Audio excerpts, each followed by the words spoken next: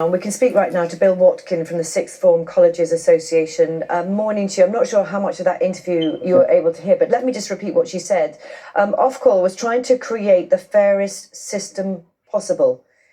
Was it fair in your view?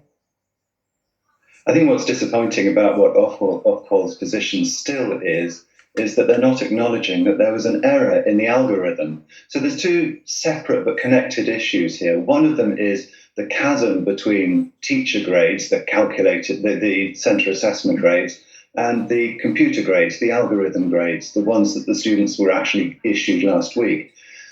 And the second is the failure of the algorithm to ensure that this year's results are broadly in line with previous years.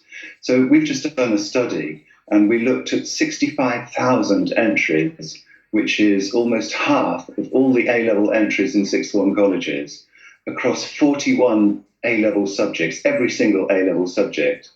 And in every single one of those 65,000 entries in 41 A-level subjects, they came out lower than the previous 3-year average. So the algorithm has failed.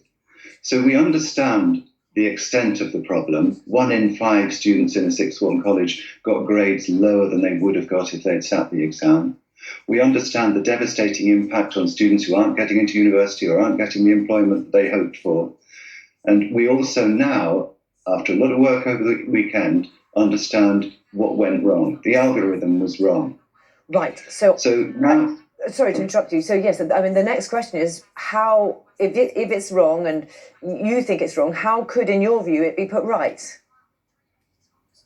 Well, what we should be doing now is immediately recalibrating the algorithm, rerunning it immediately, and not through a process of tens of thousands, hundreds of thousands of appeals, but we need to do a national institution level automated rerun as a single appeal. And in doing that, we need to reassure young people that no one will get a grade lower than they were issued as their calculated grade last week, because we need to protect them. And if the new algorithm doesn't work, then yes, we might have to go back to the centre assessment grades, the teacher grades, such as happened in Scotland. I don't think that's the number one option, but it's something that we have to bear in mind. In the meantime, there are young people this morning with their futures turned upside down. And also incoming, of course, are the results on Thursday, the GCSE results. So what do you think should happen to those results right now? Should they be postponed, for example? It all depends on the speed with which the government can rerun the algorithm and put right the mistakes of last week. So if we can get it fixed in the next day or two, and if we can apply the fix to the GCSE results, there's no need to delay them. But we have to do this now. Okay. Tell me about the impact on colleges, for example, because lots of people will be applying to them. How is it impacting?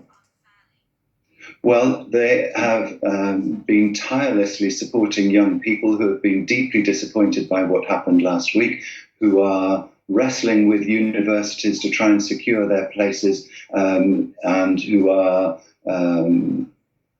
devastated, I have to say. It's been a very, very difficult time. And when they're told that don't worry, you can appeal, and they are looking at the sheer numbers and the bureaucratic process involved in submitting appeals, it's just not viable. These are colleges which are very busy trying to organise things to reopen their colleges in the middle of a pandemic. They're trying to help 16-year-olds do their transition from secondary school to sixth form, or their students to transition from college to university. And it's not right that they should take on this huge additional burden just to put right the mistakes that someone else has made. And we know what the mistake was. We can put it right, and we have to do that straight away. In Scotland, they've gone back, haven't they, to what the teachers predicted. What would you say to that? Well, I can understand why that's a very attractive proposition. It's quite a simple, straightforward ask. But on the other hand, it does open up new inequalities, because not all teachers approach the teacher grading in exactly the same way. Some were more generous, some were more demanding, some were optimistic, some were pessimistic about students' performance. That's human nature. Different people approach these things in different ways. So it's not a scientific set of numbers. But the main problem is that students have already moved on if they've been able to, if their grades were what they hoped they would be. So in small centres, for example, and we've heard a lot about independent schools, which whose results were determined by the teachers, and there would be a problem for universities if they suddenly had to accommodate a whole group of extra students. But just to make clear what I mean about independent schools and small classes and their results being determined by the teacher, this is all part of the algorithm. So if you're in a small group, teacher grades count. If you're in a big group, algorithm grades count. And in sixth form colleges, almost every single student entry had its grade determined by a computer, not by a teacher. Bill Watkin, we really appreciate your time here at Breakfast. Thank you very much indeed. He's Chief Executive of the Sixth Form Colleges Association. Thank you. At 8:10, we're speaking to our education editor. So, there are so many questions. We'll try and get through as many as we can.